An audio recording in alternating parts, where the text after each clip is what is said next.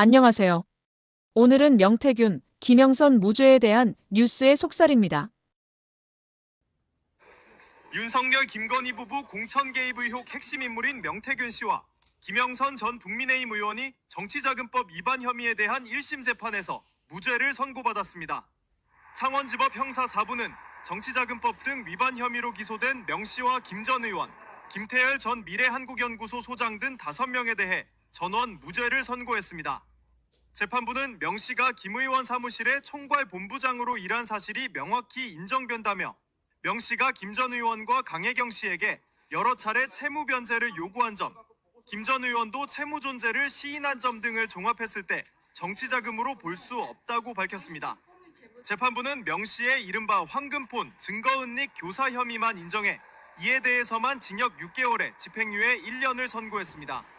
앞서 명 씨와 김 전 의원은 지난 2022년 8월부터 이듬해 11월까지 김 전 의원을 국회의원 후보자로 추천하는 일과 관련해 강혜경 씨를 통해 8,070만 원을 주고받은 혐의로 기소됐습니다. 김 전 의원 공천을 대가로 명 씨가 국회의원 세비 절반을 요구해서 받았다는 이른바 세비 반띵 사건입니다. 이에 대해 명 씨 측은 해당 자금은 김 전 의원 지역구 사무실에서 근무하며 받은 급여 명목일 뿐 공천과 관련한 정치자금은 아니었다고 주장해왔습니다. 명 씨와 김 전 의원은 또 김태열 전 소장과 함께 2022년 지방선거를 앞두고 대구 경북 지역 예비후보로 출마한 두 사람으로부터 2억 4천만 원을 받은 혐의로 기소됐습니다. 피고인들은 이에 대해서도 공천을 대가로 주고받은 돈이 아니라며 공소 사실을 부인해왔습니다. 자, 명태균, 김영선 1심 무죄 나왔습니다. 그렇습니다. 재판부는 금전 거래가 오갔지만 공천 대가라는 점이 증명되지 않았다며 무죄를 선고했습니다. 명태균 씨가 김건희 씨한테 여론조사 대가로 공천을 받아왔고, 김영선 공천을 그렇게 불가능했던 공천을 받아온 대가로 김영선 전 의원의 세비를 반띵했다, 이런 의혹이란 말이죠. 맞습니다. 그래서 소위 세비 반띵 사건으로 불렸고, 이것은 그걸 반띵했다는 것은 여러 녹취로 증거로 남아있단 말이죠. 그중 녹취 하나만 들어봅시다. 요번에 저 세비 얼마 받았는데? 920 정도 들어왔습니다. 내하고 딱 약속한 건 딱 2분의 1이야. 이론이라 틀리면 나는 끝이라 아까 바로 끝내놨어요. 다름 아니라 아까 명 본부장님께서 의원님하고 말씀이 됐다고 이번 달 그 급여 반 받아라 하셨고, 금명본부장이 네, 돈 받는 거를 어떻게 받으라고 그러더나. 일단 현금으로 해야 되는데 제 통장으로 입금해 주시면 제가 찾아서 명 본부장님한테 현금으로 찾아도 되는 걸로. 네, 의원님. 난데 네네. 보냈거든. 네네. 현찰을 뽑아서 주라고. 알겠습니다. 근데 재판부는 저 돈을 뭐라고 했다고요? 급여 또는 채무 변제라고. 아니, 했습니다. 급여를 왜 저렇게 몰래 주냐고. 그러니까요. 급여를 무슨 작전하듯이 뽑아가지고 막 돌려서 현금으로. 야, 그리고 지방선거 예비후보자 2명으로부터 받은 공천 헌금도 무죄. 그렇습니다. 2022년 지방선거 예비 후보들에게 받은 2억 4천만 원에 대해서 명태균 씨와 김영선 전 의원이 객관적으로 지방선거 공천에 영향을 미칠 수 있는 지위에 있지 않았다며 무죄를 선고했습니다. 2억 4천인데. 그러니까요. 명태균 씨가 공천에 영향을 미친 객관적 지 아니지. 당연하죠. 국민의힘 당대표입니까? 아무 직함도 없는데 바로 그래서 범죄라는 거예요. 그렇습니다. 그러니까 이 판결은 껍데기는 명태균 씨를 봐주는 것처럼 보이지만 결과적으로는 김건희 씨를 봐주게 되는 거 아닌가? 명태균 씨가 영향력을 가지게 된 건 수많은 녹취로 확인이 되지만 사람들에게 윤석열, 김건희 통화 들려주고, 그리고 김건희 씨로부터 김영선 전 의원 공천을 선물로 받았다고 또 표현하잖아요. 맞습니다. 그런 김건희 씨와의 커넥션이 힘의 원천이에요. 그런 녹취들 아무거나 하나 틀어봐요. 우리 얼마나 많이 들었는데. 외우고 싶습니다, 정말. 내가 그 김영선이 경선 때부터 열심히 뛰었으니까 그거는 김영선이 좀 해줘라 그랬는데 뭐 그렇게 말이 많네. 당에서 저기다가 얘기를 했잖아. 상현이한테, 윤상현한테도 하고 상현이한테 내가 한 번 더 얘기를 할게. 걔가 공관위원장이니까. 자, 이거는 이제 윤석열이 한 말이고요. 네. 본인이 명태균 씨 본인이 선물이라는 표현을 한단 말이죠. 이거 들어봅시다. 오늘 네. 여사님 전화 왔는데 네네. 내 고마움 때문에 네네. 김영선 걱정하지 말라고 내가 고맙다고 네네. 자기 선물이래. 아, 하여튼 입 조심해야 돼요. 알겠습니다. 네네네. 난리 뒤집어진다. 알겠습니다. 네. 공천 김건희가 준 선물이라잖아. 네. 저 때는 이야기가 다 된 줄 알았어요. 근데 이준석 대표가 취임식 전날에 공천 안 된다는 문자를 보내잖아요. 맞습니다. 그 문자도 우리가 와 진짜 이거 한참 얘기했던 건데 예. 촘촘촘촘이 다 증거들이 있다고. 그래서 좀 전에 들었던 윤석열 김건희에게 명태균 씨가 전화를 하는 거예요.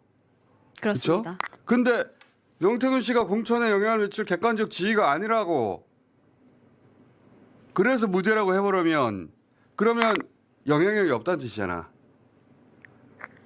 그럼 명태균 씨 영향력의 근본이 김건희 씨와의 커넥션이 날아가는 거예요. 그렇죠. 김건희를 위해 명태균을 봐준 건가? 라는 의심을 저는 그래서 하는 거예요. 그럼 개헌 왜 한 거야 대체? 다시 또 돌아가서. 우리 정치사에서 명태균 스캔들처럼 많은 증거 녹취가 남아있는 공천 사건이 없어요. 이건 전무후무한 겁니다. 공천 개입하는 대통령 목소리가 있잖아. 그렇습니다.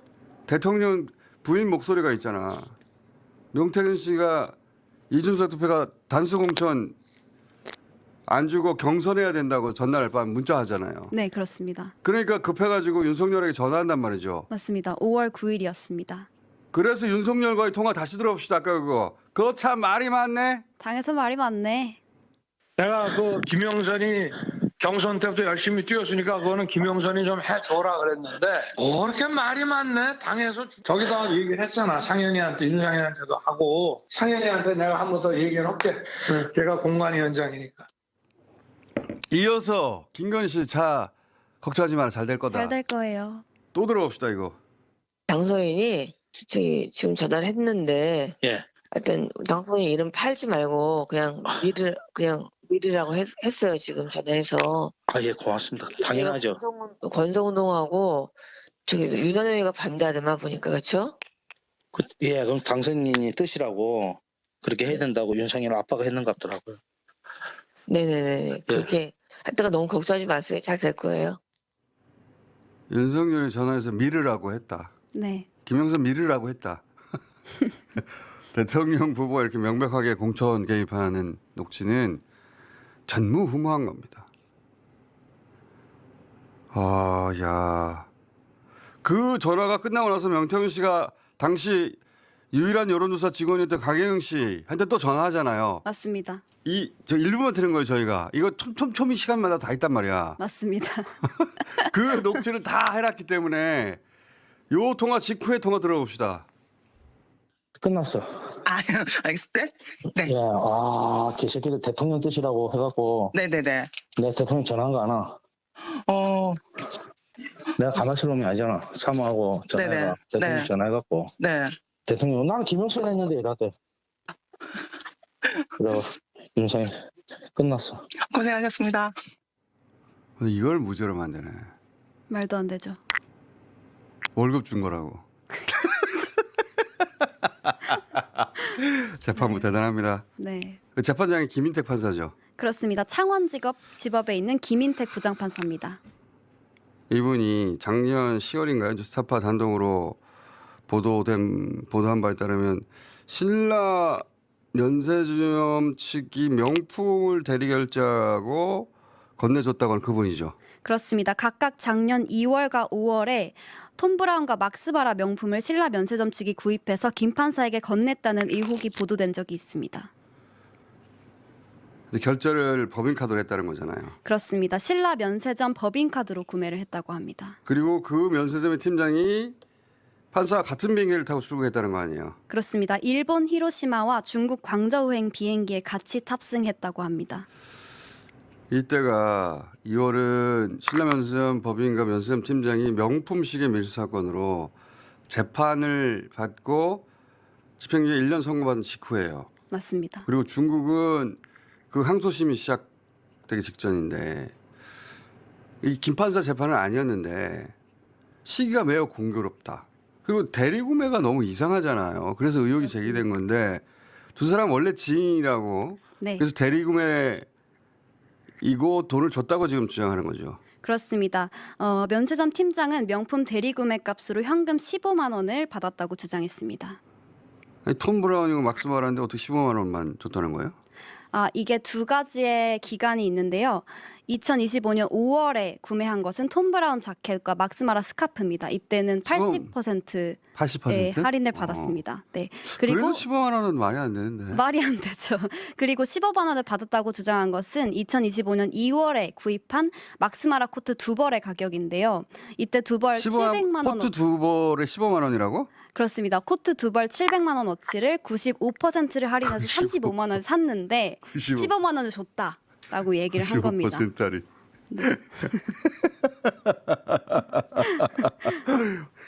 어떻게 이런 가격이 너무 싼데요?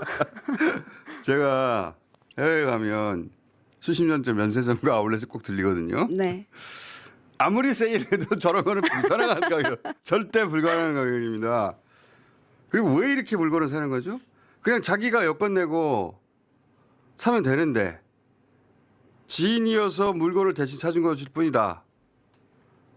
그러면 계좌로 미리 입금하면 되잖아요. 그렇죠. 근데 카드로 샀다. 카드로 샀어도 팀장 개인 카드로 샀어야지. 어떻게 법인카드로 샀다는 거죠 지금? 그렇습니다. 톰 브라운에 한해서 법인카드로 샀다고 합니다. 신라 면세점 법인카드로 어떻게 회사 카드로 개인적으로 아는 사람 물건을 대신 삽니까? 여기서 결정적으로 저는 믿음이 안 가요. 사람 일이라는 게 무슨 일인지도 있기 때문에 두 사람이 어떻게 지인이야? 지인일 수 있어요. 그리고 직원 할인, 응? 우리는 모르는 엄청난 100년에 한 번 오는 할인기에 95% 700만 원을 30만 원에 네. 그런 게 있다고 치자고요. 그래서 현금으로 줬다는 거잖아요. 그렇습니다. 현금으로 일부 줬다고 쳐요. 하지만 법인카드로 사는 건 말이 안 돼요. 말이 안 되죠. 이거는 법인이 오케이 해야 되는 겁니다. 그러니까 실제로 김 판사가 돈 주고 산 게 맞나? 의심이 되는 것이고 근데 김 판사는 모두 다 정산했다고 지금 주장하는 거죠? 그렇습니다. 명품 가격과 여행 경비 모두 다 정산했다고 주장했습니다. 이래서야 우리가 사법부를 어떻게 믿습니까? 다시 나오셨는데 혹시 사법부의 판결에 진심으로 감사드리고요. 그 다음에 우리 저 법률적인 부분이니까 우리 남배로서 이리 오시고 대한민국에서 제일 유능한 우리 저 남상권 변호사님, 그 다음에 우리 여태영 변호사님, 제 생명의 은인인데 오늘은 우리 저 변호사님께서 답변을 해주시는 게 맞을 것 같습니다. 그 전에 감사합니다. 한마디만 딱 해주시죠. 이 무죄 판결에 대해서 어떻게 생각하시는지. 예? 1년 동안 했어요. 아니 한마디만 해주세요. 자, 질문하십시오. 이번에 정치자금법 위반 혐의에 대해서 무죄 판결 났는데 예. 어떻게 보시나요? 맹태균 게이트가 민주당의 조작이다라는 함정 의심을 짙게 들게끔 하는 그런 판결이었다라고 저희들은 생각합니다. 무죄 나올 걸 예상을 하셨나요? 예, 저희들은 정치자금법과 관련해서는 무죄다라고 100% 확신했고 정건희 교사와 관련해서는 아마 방학권을 남용했다라고 판단하지 않겠나라고 예상을 했고 행도 정확하게 적중을 했습니다. 증거언니 교사 혐의에 대해서는 항소 계획은 없으신가요? 그보다는 검찰이 정치자금법 위반과 관련해서 항소를 할지 이제 피고인들 그만 괴롭히고 검찰은 항소를 포기해야 함이 마땅할 것 같습니다. 선생님도 명 선생님도 한마디. 포기하겠다고 지금 말씀하신 건 최근에 그 장동 사건이 들어서 다른 직업, 다른 검찰 조직에 항소 포기한 그거 염두에 두고. 그거 염두에 두는 것도 있지만 무죄가 명백합니다. 판결문을 다시 한 번 더 검토를 해야 되겠지만 그 판결문을 읽어보면 절대 검찰이 항소해서 뚫을 수 없습니다. 그렇다면 피고인들 이제 그만 괴롭히고 항소를 포기하는 것이 맞지 않겠느냐 이런 판단을 해봅니다. 어떤 대목에서 검찰의 항소가 무력화될 것이라고 판단하십니까? 왜 그러냐면 미래한국연구소의 실질적인 사주가 명태균이었다라고 계속해서 언론 여러분들도 떠들었지 않습니까? 물론 합리적 의심이 됐겠죠. 강혜경, 김태열 씨가 명태균이 실질적인 운영권자다라고 이제 주장을 했으니까 언론 여러분들께서는 그 부분만 계속 취재를 하시고 전국을 벌집 쑤시듯이 해놨지 않습니까? 그 이후에 그 합리적 의심을 법정에서 어떻게 풀어나가는가를 그 실체를 여러분들은 취재하지 않았습니다. 일부 언론만 취재를 방청을 했었고요. 근데 그 방청된 그 언론사에서 기사를 내보낸 것도 희박했습니다. 그러다 보니까 어떻게 실체가 밝혀진가를 갖다가 몰랐잖아요. 거기에 대해서는 언론들이 책임을 져야 됩니다. 검찰의 항소가 왜 무력화될 거라고? 그렇다는 거잖아요. 요소. 미래한국연구소의 실질적 대표가 명태균이 아니고 김태일이었다는 사실. 그 다음에 공천 대가가 아니었다는 사실. 그 다음에 국민의힘 공천관리위원회에서 정당하게 투표를 통해 가지고 다수결에 의해서 김영선을 단수 공천 확정했다는 사실. 이런 것들이 명확한 증거에 의해서 객관적 증거에 의해서 인정되었습니다. 그럼 그걸 어떻게 뚫겠습니까? 검찰이 항소를 하면 어떻게 하실 계획인가요? 항소를 하면 어쩔 수 없이 항소에 대응해야 되겠죠. 똑같은 논리로 대응하실 건가요? 똑같은 논리입니다. 그 김건희 씨 재판 판결문을 보면은 그 지금 명태균 씨의 두 가지 정치자금법 위반 혐의 부분에 대해 가지고 오늘 그 재판부의 결정과는 조금 다른 내용이 있습니다. 그 부분. 예. 자, 그 정치자금법 위반과 관련해서는 미래한국연구소의 실질적 대표가 누구냐와 관련돼서는 아마 판단을 하지 못했던 것 같습니다. 그래서 우리는 이 사건에서 미래한국연구소의 실질적 대표가 누구인가에 관한 입증에 집중을 했었습니다. 그래서 결국 뭐냐면 주주 명부, 그다음에 주식 매매 계약서 이런 것들을 전부 그 법정에 현출을 시켰습니다. 그래서 그 사실을 갖다가 법원이 인정을 했던 겁니다. 그 부분이 아마 그 재판의 판결하고 다른 내용들입니다. 통화 녹음이 검찰에서 압수수색 들어갔는데 강혜경과 김태열 제 녹음이 아닙니다. 강혜경, 김태열의 녹음이 중복됐지만 2만 개입니다. 저희도 다 못 들었습니다. 그 일부만 들어도 이 재판의 결과가 이렇게 나오는 거는 명약 관화합니다. 그렇기 때문에 검찰이 아무리 항소를 해도 판이 뒤집을 수가 없습니다. 제가 제 페이스북에 일부만 올려놨습니다. 거기에 보면 강혜경이를 민주당이나 그 다음에 각 언론사 지금 유튜버들 떠들고 있는 친구들 있죠? 그 친구들이 어떻게 회유했는지 녹음이 다 있습니다. 앞으로 법적으로 어떻게 저희가 대응할지 고민을 좀 해보겠습니다. 선생님 말씀하신 대로 급여라는 게 인정이 됐어요. 그거에 대해서 좀 어떻게 생각하세요? 그것도 녹음이 다 있습니다. 그러니까 그 부분은 제가 말씀드릴게요. 자, 2024년 10월 10일 날 정유미가 이끄는 창원지검에서 명태균의 그 세비 절반과 관련된 성격이 뭐냐 여기에 대해서 수사를 하고 무혐의 처분했습니다. 그때 급여였다. 그런데 이 사건이 시끄럽게 되니까 다시 수사를 해가지고 무리하게 기소를 한 겁니다. 실체는 그겁니다.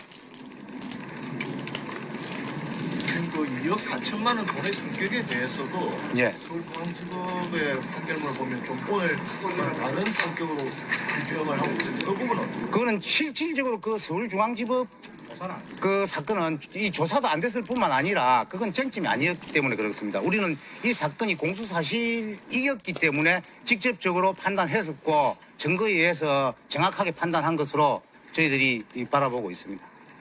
민주당에서 강혜경 씨를 그동안 공익 제보자라고 보고를 하지 않았습니까? 예. 앞으로 어떻게 좀 대응하실 건가요? 자, 강혜경, 김태열 씨를 공익 제보자로 감사 안 하면서 이 사건을 계속해서 정치적 공세를 했었습니다. 그렇다면 민주당에서 서로 조작이라든가 이런 걸 했을 리는 만무하겠지만 그들이 거짓말했던 부분을 그대로 수용해가지고 아마 믿었던 것으로 저희들은 의심을 하는데 그 부분과 관련해서는 강혜경이 김태열 고소된 사건도 있고 고발된 사건도 있습니다. 그 부분에 관해서는 검찰에서 빠른 수사를 통해 가지고 진실을 확인할 것으로 보입니다. 오늘 김태열 씨도 무죄 선고 받았지 않습니까? 네, 당연합니다. 그거는 왜냐하면 그 사건의 금원이 대여금이다라고 판단을 했습니다. 그렇기 때문에 당연히 무죄가 나오죠. 공모관계가 없고 하기 때문에 그렇습니다. 이번 선고가 확정이 되면 예. 이후에 뭐 계획이 있으실까요? 어떤 걸 말씀하시는지 강혜경 모르겠네요. 씨에 대해서나 강혜경 씨와 관련해가지고 아마 민사소송이든 행사소송이든 막 그런 것들이 많이 진행되지 않겠나 이렇게 보고 제가 있습니다. 뭐 유튜브에 얘기를 했지 않습니까? 뭐라고 얘기했냐면 허위 가짜 뉴스는 할 수 있어요. 예, 잘못 인지해서 한데 음성이나 이런 거를 조작 방송을 너무 많이 했습니다. 그리고 지금 서영교 의원이 명태균 게이트 단장이라고 하시는데 그분이 각서라는 걸 들고 나옵니다. 그 각서를 제가 썼다고 얘기합니다. 근데 각서 강혜경 씨가 썼어요. 각서를 조작해서 나옵니다. 제가 조작 방송한 걸 용서할 수가 없어요. 조작을 한두 개 한 게 아닙니다. 명태균 게이트에서 조작해갖고 국민들한테 방송한 게 한두 개가 아니거든요. 지금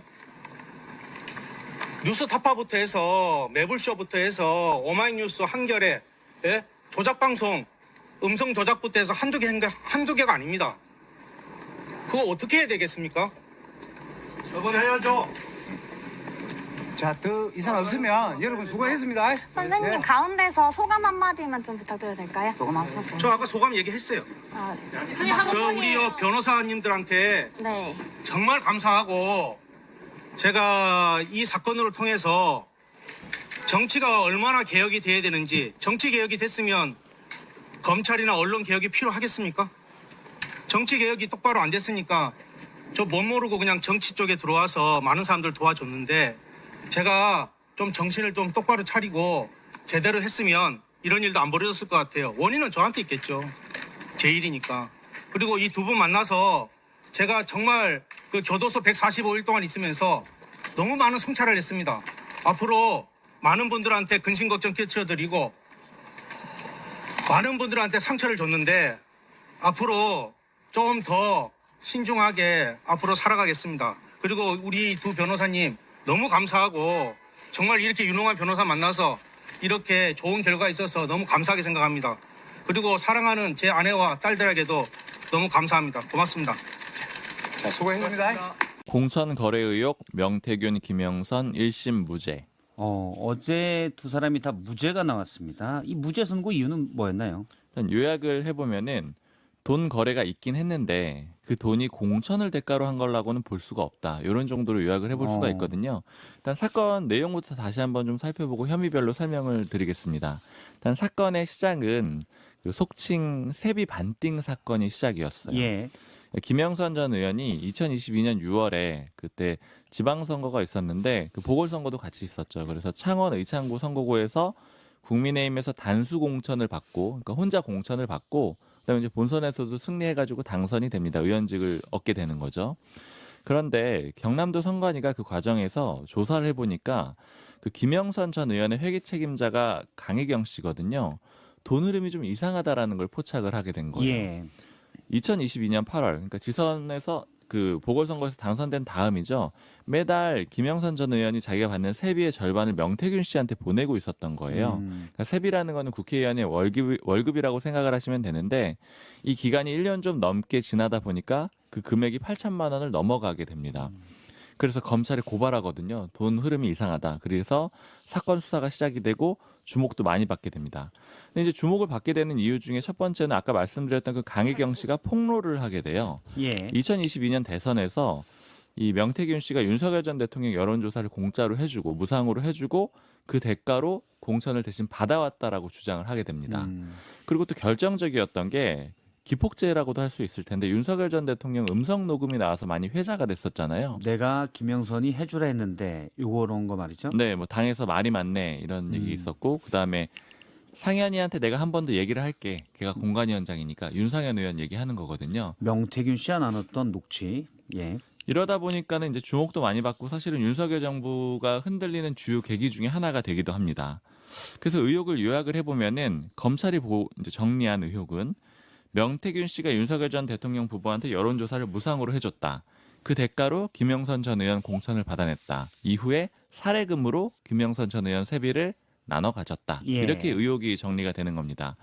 그래서 검찰은 정치자금법 위반 혐의 적용해가지고 두 사람한테 모두 징역 5년을 구형을 했고요.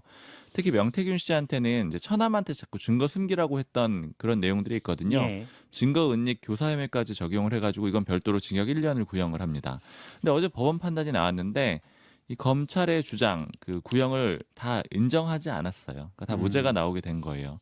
일단 이 법원 판단은 뭐냐면은 일단 첫 번째로는 돈이 건너간 건 맞다라는 겁니다. 한 8,070만 원을 보냈다라고 본 건 맞는데 문제는 명태균 씨가 이게 공천 대가가 아니고 급여 명목이랑 채무, 그러니까 빚진 걸 받은 거라고 법원은 봤어요. 김영선 의원한테 빌려줬던 돈을 받은 부분도 있다. 네. 예. 명태균 씨가 총괄본부장으로 일한 게 좀 인정이 됐다라고 봤고요. 예. 그다음에 이제 여러 번 통화하고 이런 내용들을 보면은 빚 갚으라고 한 그런 내용들이 있거든요. 그러니까 이런 것들을 법원은 인정을 했습니다. 그리고 두 번째로 공천으로 왜 공천 대가라고 인정을 안 했냐면 증거가 부족하다라고 봤는데 이 통화한 내용 같은 거 윤석열 전 대통령이랑 명태균 씨 통화한 내용 같은 걸 보니까 영향을 끼쳤을 수는 있겠는데 다만 국민의힘의 공천 과정을 보니 공관위에서 토론을 거쳐가지고 다수결로 공천이 결정이 됐고 그다음에 김영선 전 의원이 여성으로서 우선순위이기도 했고 거기에다가 대선 기여도도 높았던 걸로 봤다라고 법원은 판단을 했습니다. 예. 이게 사실 이 논리는 예전에 그 김건희 씨 1심 선고에서도 비슷한 내용이 나오기도 합니다. 그래서 이제 결과적으로 법원은 모든 혐의에 이런 내용들에 대해서는 무죄로 봤는데 다만 그 유죄로 본 건 아까 증거 인멸 교서를 말씀드렸잖아요. 예. 그러니까 명태균 씨가 처남한테 소위 황금폰이라고 부르는 휴대전화 포함해가지고 휴대전화 3개 그다음에 USB 1개 숨기라고 시켰거든요. 근데 여기에 대해서는 징역 6개월에 집행유예 1년을 선고를 했습니다. 그러니까 징역형까지 나오지 않은 거는 이제 죄질이 안 좋기는 한데 이게 본인 증거를 은닉한 거잖아요. 그러니까 자기 방어권이 있다라는 점을 받고 그다음에 예. 나중에 또 스스로 휴대전화 임의로 제출했거든요. 그러니까 이런 점은 또 양형에 참작을 했습니다. 알겠습니다. 이 부분 좀 더 보도록 하겠습니다. 그러니까 김영선 전 의원이 공천을 받았던 거는 명태균 씨가 윤석열 전 대통령에게 부탁한 거고 그다음에 이 부탁의 대가가 이 세비 반띵이었다라는 게 기존에 논렸는데 판사가 무죄를 냈어요.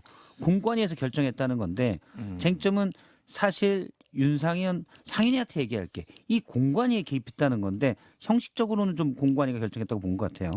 이게 저는 약간 또 충격 먹었습니다. 이 판결을 보고 그래서 이제 언론 보도 나온 거 자세히 좀 읽어봤는데 자 총괄본부장이라는 직함을 명태균 씨가 썼어요. 예. 그래서 거기에서 일한 대가로 김영선 의원이 세비를 절반은 준 거잖아요. 그때 그 강혜경 씨하고 뭐 진술을 보면은 10원짜리 한 장까지도 반띵을 했어요. 그런 게 나왔죠. 녹취에. 예, 녹취에 나왔어요. 그러니까 이게 그냥 상식적으로 이를테면 일을 했으면은 월급 목적으로 얼마 뭐 이렇게 나와야 되는데 그게 아니라 10원까지 한 장까지 딱 반환했다라는 거는 이 국회의원직에 그냥 상식적으로 보면은 내 기여가 절반이다라는 거를 볼 수가 있는 거잖아요. 근데 이게 이상하지 않나요? 그 당연히. 그러니까 물론 그게 반드시 유죄 증거는 아니지만은 예. 상식적으로 굉장히 이상한 거고. 당시 명태균 씨가 강혜경 씨에게 했던 말 중에 10원 한 장까지 나눠라. 예. 세비를. 그 해석이 당시 언론에서도 많이 나왔던 게 그건 사실 국회의원직을 공동 수행하는 거다라고 그렇죠. 본 건데 법원에서는 김영선 전 의원 선거 사무실에서 총괄본부장을 했으니 그 급여인 것 같다라고 본 거예요. 그러니까 뭐 총괄본부장도 했고 그 이후에 이제 뭐 당협 운영과 관련해서 뭐 이런 영향력을 줬다라는 건데 총괄본부장을 하더라도 글쎄요 그거를 이런 식으로 세비를 나누는 거는 저는 본 적이 없습니다. 그러니까 그래서 뭐가 됐든 이게 그 이후에 굉장히 많은 증거들이 지금 나와 있었잖아요. 뭐 대통령의 발언도 있고 뭐 예. 이런 것들이 다 하나도 인정이 안 됐다라는 게 그럼 이게 검찰이 지금 기소를 잘못한 것인가? 이게 다 개별 사안으로 기소가 됐고 그 이를테면 대통령의 발언들이 있잖아요. 예. 그래서 뭐 주라 하는데 말이 많네 이런 것들은 없다라는 거예요. 지금 그 기소 사실에 이 내용들이. 그러니까 이게 지금 기소가 좀 잘못된 거 아니냐라는 얘기도 나오고 그런 증거 유죄 증거를 검찰이 충분히 제공하지 않았다. 예.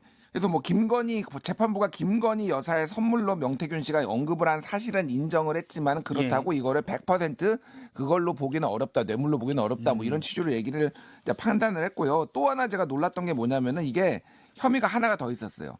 미래한국연구소장 김태열 씨 전 김태열과 명태균이 2022년 지방선거를 앞두고 당시 경북 고령군수와 대구시 의원 예비후보로 출마한 2명한테 2억 4천만 원을 받았거든요. 근데 이것도 대여금이라고 본 거예요.